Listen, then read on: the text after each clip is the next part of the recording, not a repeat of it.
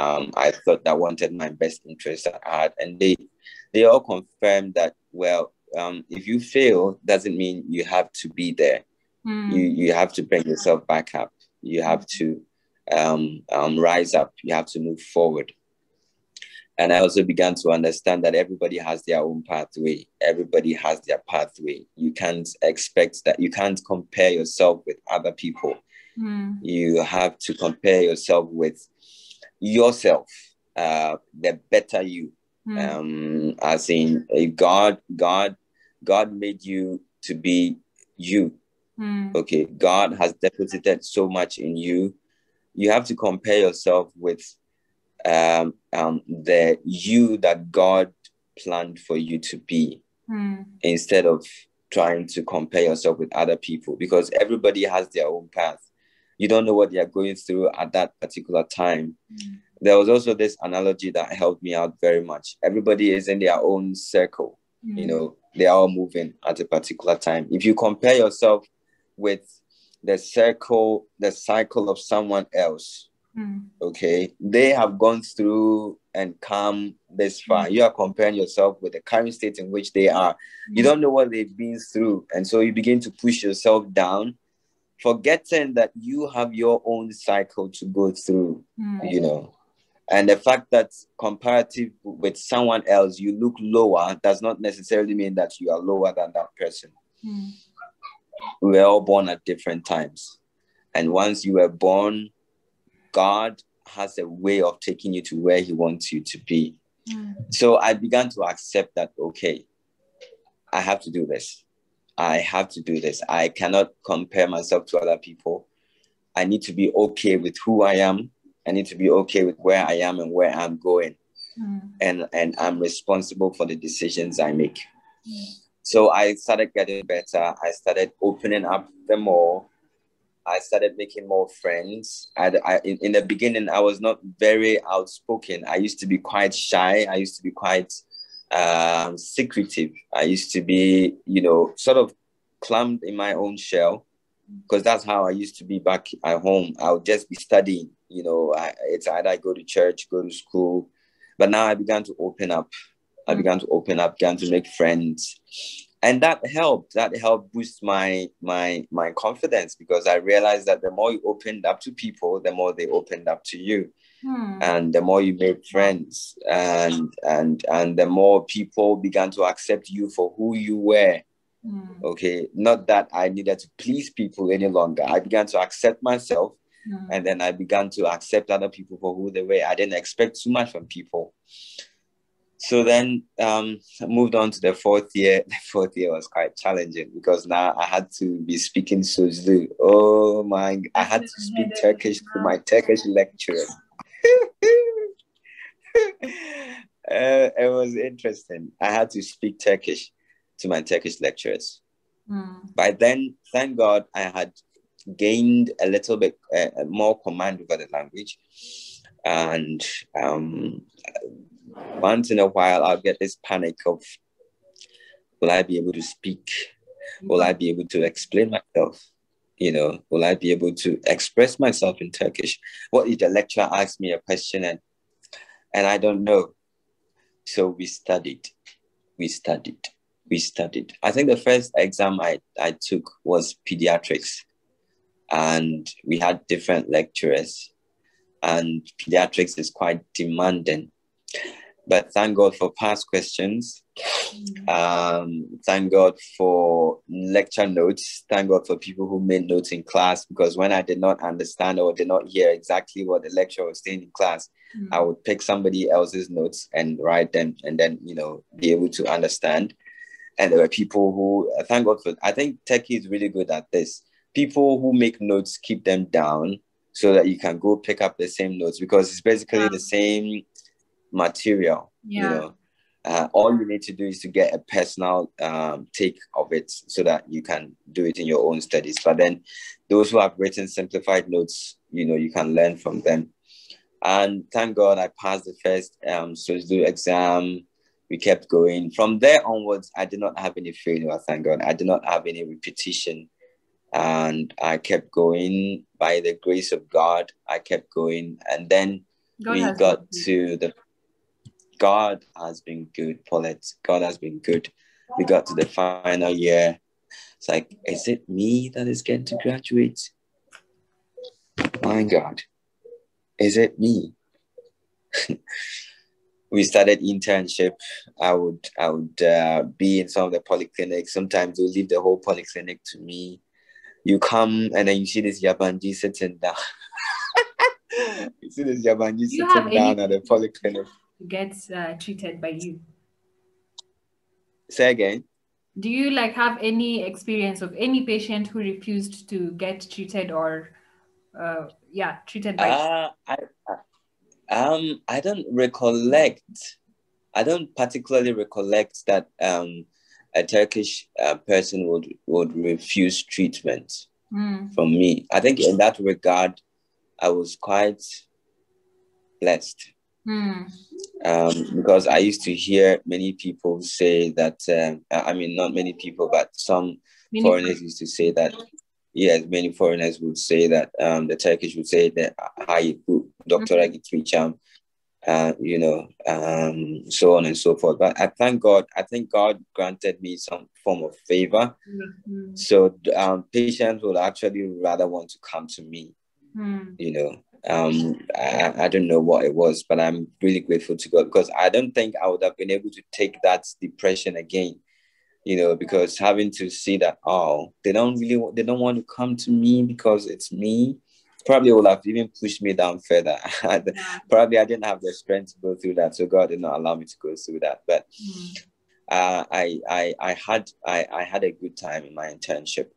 Thankfully, the internship also came with a little bit of pay, and so that helped. that helped in many regards.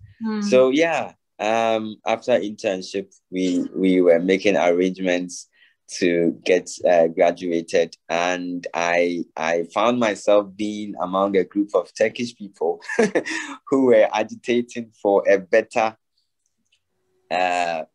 graduation ground.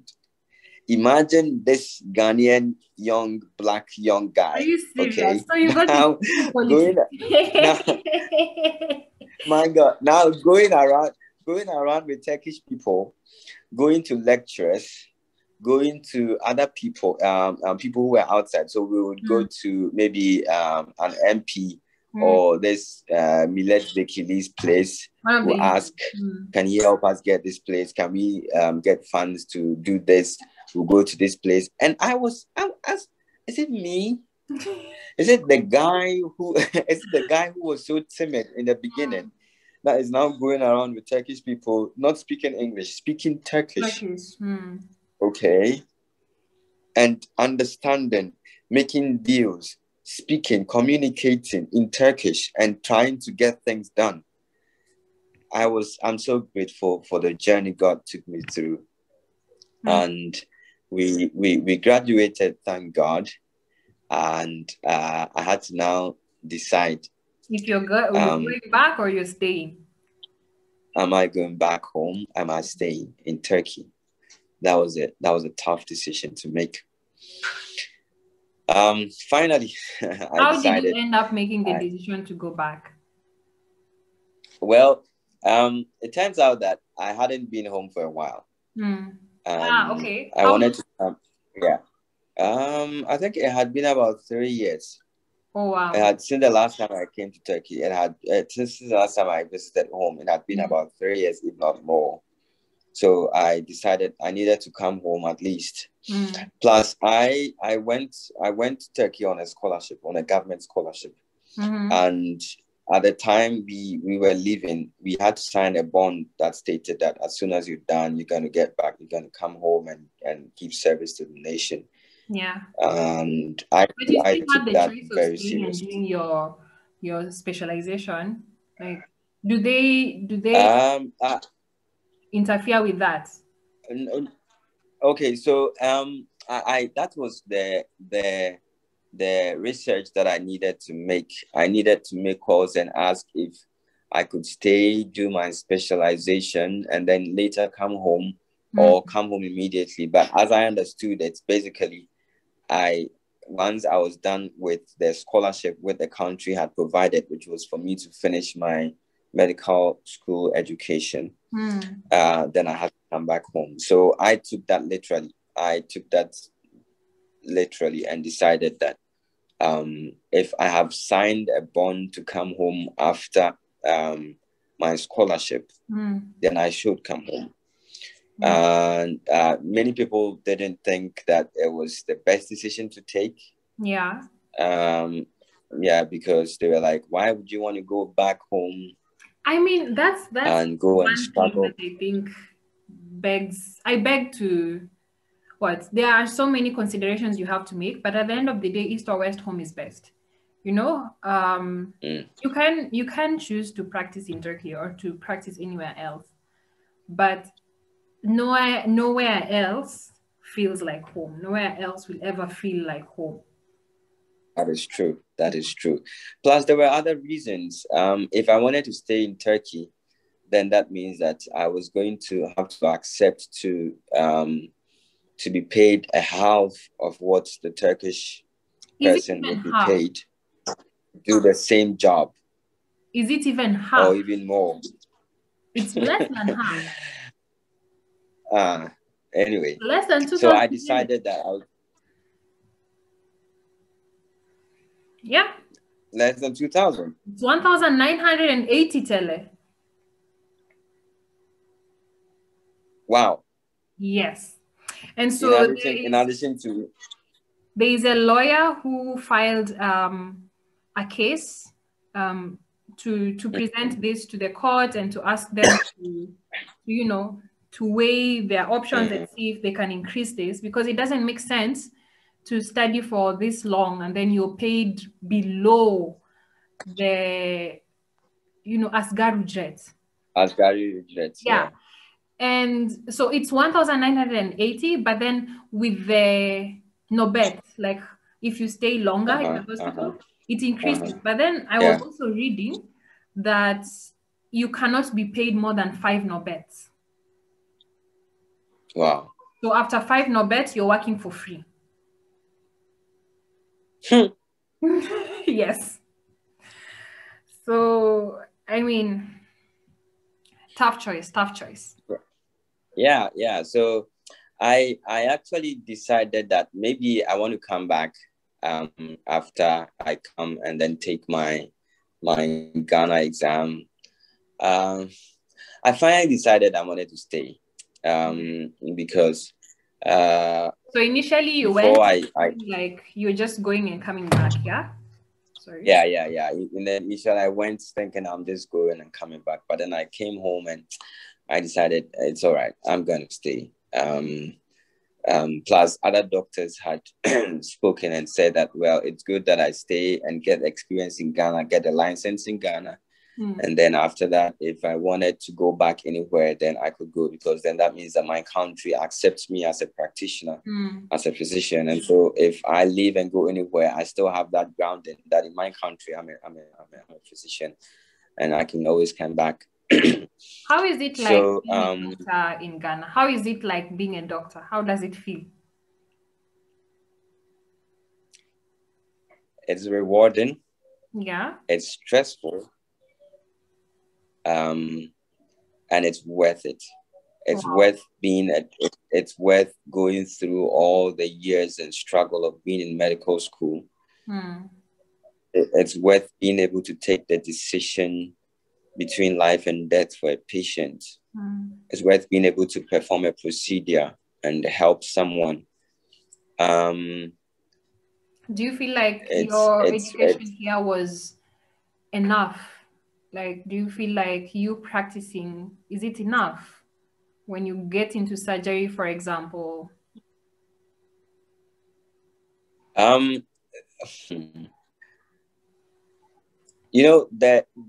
are two different geographies. Okay. Yeah. The things that are concentrated on in Europe is different from the things that are concentrated on in Africa. But basically, the education that I got in Turkey, I think, was one of the best. that I can say.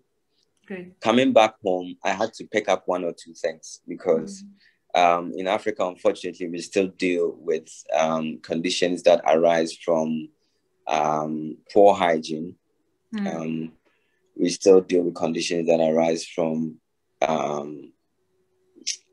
how should I say, many of these infectious diseases we are still dealing with. Malaria, so on and so forth. I'm a proud person, and so it is very difficult for me to accept some of these things, but some of these things are realities.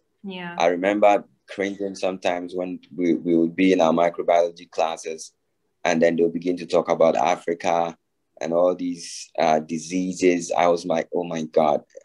I thought that they were being too biased. I thought that they were exaggerating some of these things. And I felt so bad. I almost wanted to cover my head so that people don't think that I'm, There are I'm times from I Africa. actually raise my hands and I say no.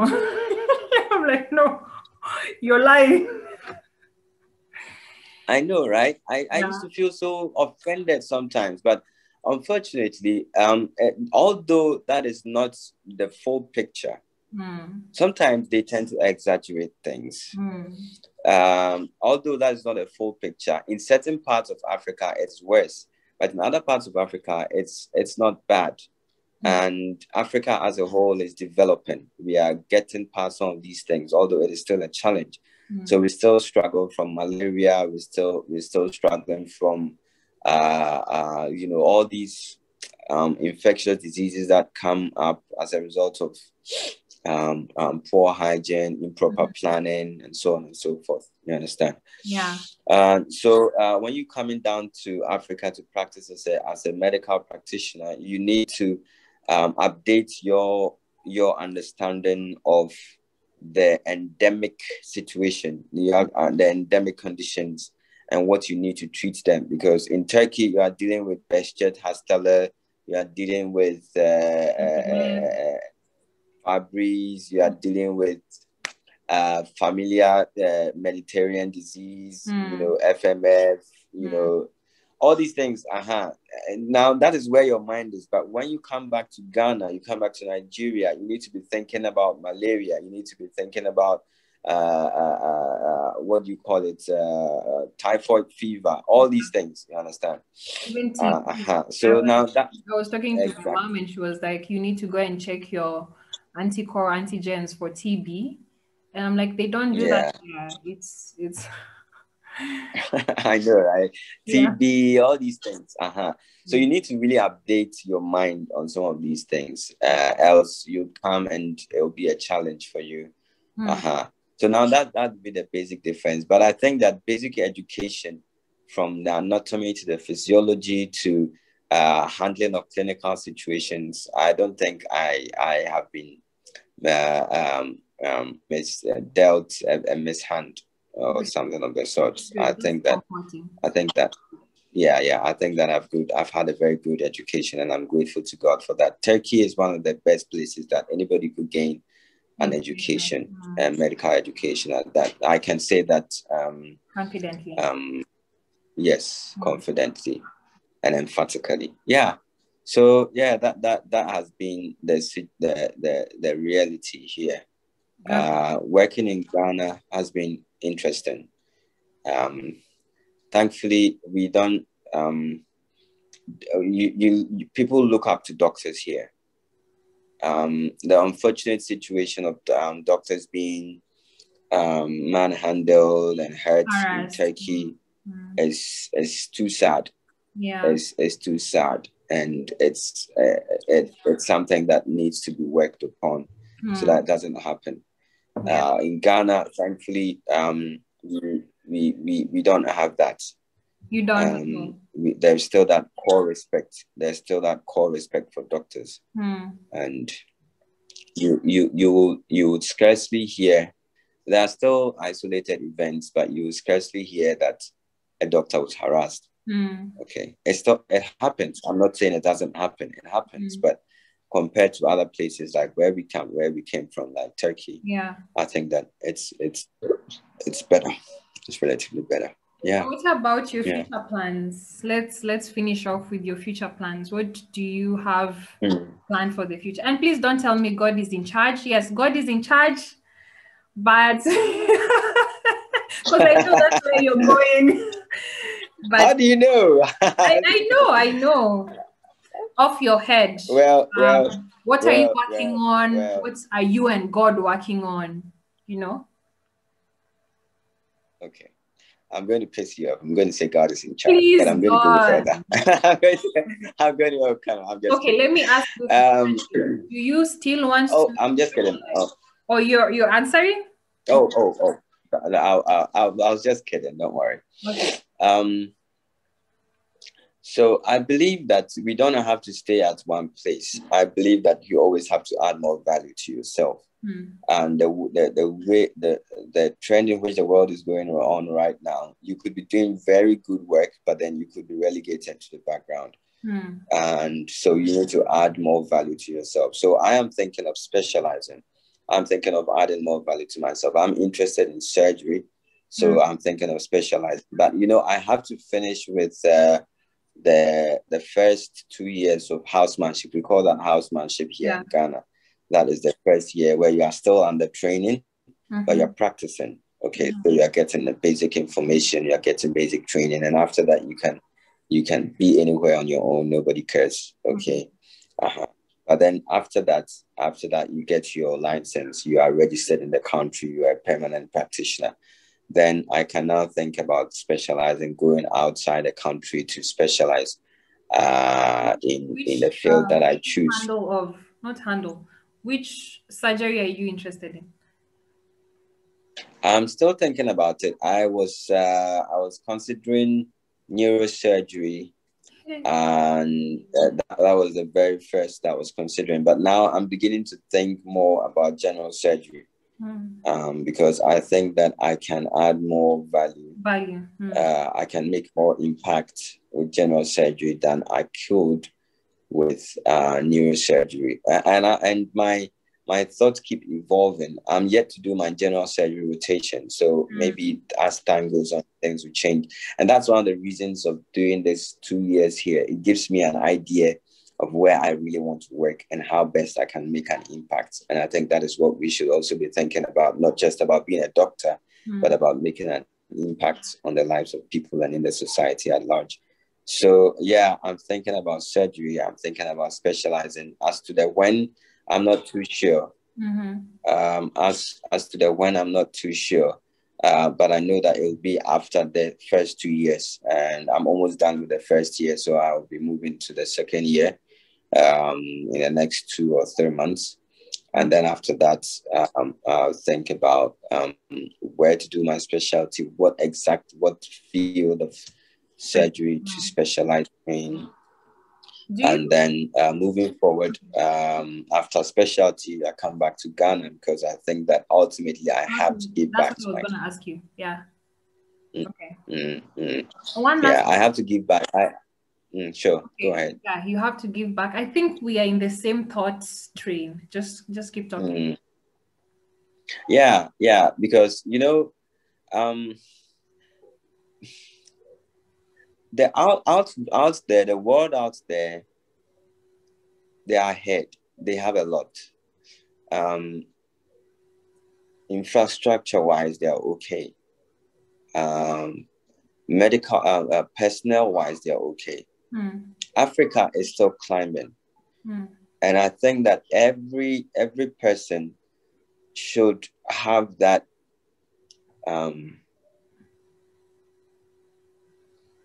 that responsibility of adding more value to themselves in order to add more value to their societies.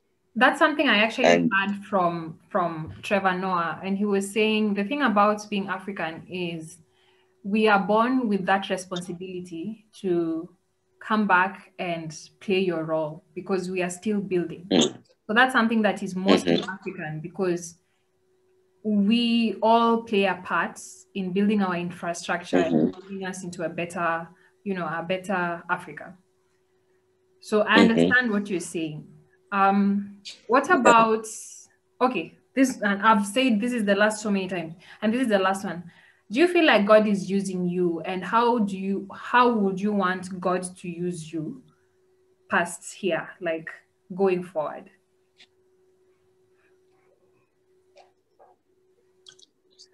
Do I feel like God is using me? Mm-hmm. Yes, but I feel Do like you I feel like could be used more. you're accomplishing your purpose at this point? In a way, but I still feel like there's more I need to do. Yeah. That is the truth. Mm. I feel as if there's so much more that I should do that I'm not even scratching the surface yet. Mm. And sometimes that puts a lot of pressure on me. Being a doctor is not enough. Being able to understand, being able to align yourself with God's plan, with the will of God, so that you're a doctor and at the same time you're actually performing the reason for which God brought you here, the reason for what God, because I don't think God made it just so that you can become a doctor and help people, but it's so much more than limiting yourself to your field of work. Mm. I think that there is so much more you can adding value to the lives of others. Yeah. Helping people out of poverty, helping people out of their mindsets. Okay, out of a mindset of mediocrity. Helping, making people understand that God has a plan for them, lifting them up out of that. Oh my God! Sometimes it's so painful the way people think, especially in this part of the world. You're like, how could you think this way? Our mindsets. And yes, I think it's something that has set all along, even before we were colonized. So after the colonization, I feel like our leaders have imprisoned us to a very different type of mindset. And it's very difficult to take, especially someone who is poor, out of that mindset. Yeah. And the system is so bad. The system, you just don't understand why things don't work. People say things don't work in Africa. And it's right. Things do not work. But then what corruption is still as on the Africans increase. to make things work? Because we always wait for We need to do it ourselves. We need to do it ourselves. That's why I was saying that you see, so you change yourself, add value to yourself, change your immediate surroundings. Somebody else sees that. I think it says, "Let your light so shine that others may see your good works and glorify your Father which is in heaven." And he also says that what I say about light, wherever there's light, there is no darkness. Yeah. You know, wherever you are, that light will shine, and that is part of the impact. You are changing your environment. Somebody else sees you and be like, "Oh my God, I want to be like this guy." And that little thing, you give birth to kids, you are training them that, hey, you are for the top. You are not a mediocre. Work hard. Do what you need to do. Teaching them to the disciplines that are necessary for building a healthy culture. Mindset. So, especially in Africa, what do you think is the main key to changing the mindset of basically everyone else? I think it should be understanding that we are capable. But then how do you people understand that they are capable? Because very many people, and I feel like most of us, live in hopelessness. There's very little we can do to change our immediate not surroundings, but our circumstances. Okay, we feel like there's very little we can do to change our circumstances. So how do you talk to someone, or how do you make someone who feels very hopeless and feels like they cannot change their circumstances actually realize that the power is in their hands? And how do you do that? You have everything you need. You have everything you need, and we are no different from the people. Started from worse places. Other continents started from worse environments. Just imagine that Turkey goes through snow. Okay, I'm saying Turkey because I've lived in Turkey. Yeah. We go through so much snow. You have to heat the environment. You have to pay so much money to heat their surroundings, but they are still making it. So in Africa, you have no snow. You can just build a house. You don't have to worry about heating. You have every single thing you need, So it is about understanding that you have it within you. And some of these things is about changing the mindset of laziness. Some of these things, it's if you don't work at it, these are basic principles that we need to teach our kids.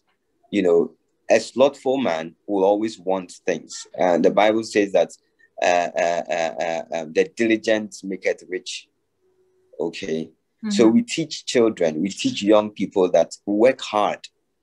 Don't depend on somebody else. Depend on yourself. Your education is your key. God has deposited whatever you need in you. So bring that out. Use that to solve situations around you. Yeah. Okay. Once we get that mindset, once we understand that we have everything we need, other people are coming to you to take what they need. They are solving their own situations. If you don't solve your situation, nobody will solve it for you. They will only keep laughing at you. Yeah.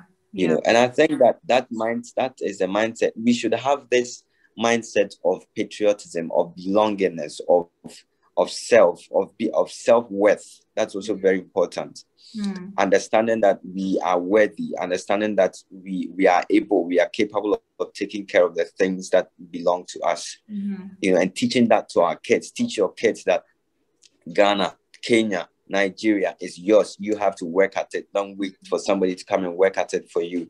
Teach them from the very basic level, from kindergarten, from primary school. By the time they get to the university, they understand and they know that I can solve it. You know how in Turkey they tell them MBU Turkey, MBU Turkey, and they do that from oh my goodness. My God, they teach them from the very basics. Yeah. And it gets stuck in their mind. So when the kid is growing, he knows that Turkey is my country. I have nowhere else to go. Yeah. I have to work at it. I have to make it work. Yeah. I think that's what we can do. And we need to also ask God for help and wisdom for us Christians, and to show us the way to go, because you might be thinking of a lot of things, but then God gives you wisdom. Apply it this way, and it works out. Yeah. Thank you so much for all the wisdom. I feel like this is a whole different topic that maybe we need to indulge in sometime later when Dr. Jonathan Opong is free and available to us, because come on. he's busy. No, seriously. I feel like anytime I talk to you, I come out of that situation or that's, with a lot of hope. And so thank you so much for spreading hopes. Oh, thank you, Paulette. Thank you very much for always reaching out. I appreciate that. I am honored. I really am honored and humble that I would be called upon to speak to your my mini listeners. 8 subscribers.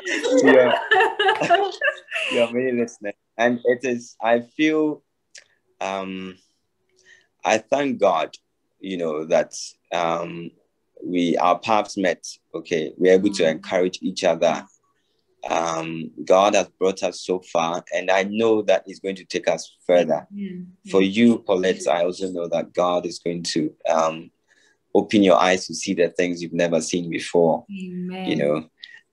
For all your listeners, I wish them all the very best in this life. Those in Turkey, those outside of Turkey, I pray that everybody gets the best, and they should work hard. Thank you so much, Jonathan. Thank you for joining us. You're welcome.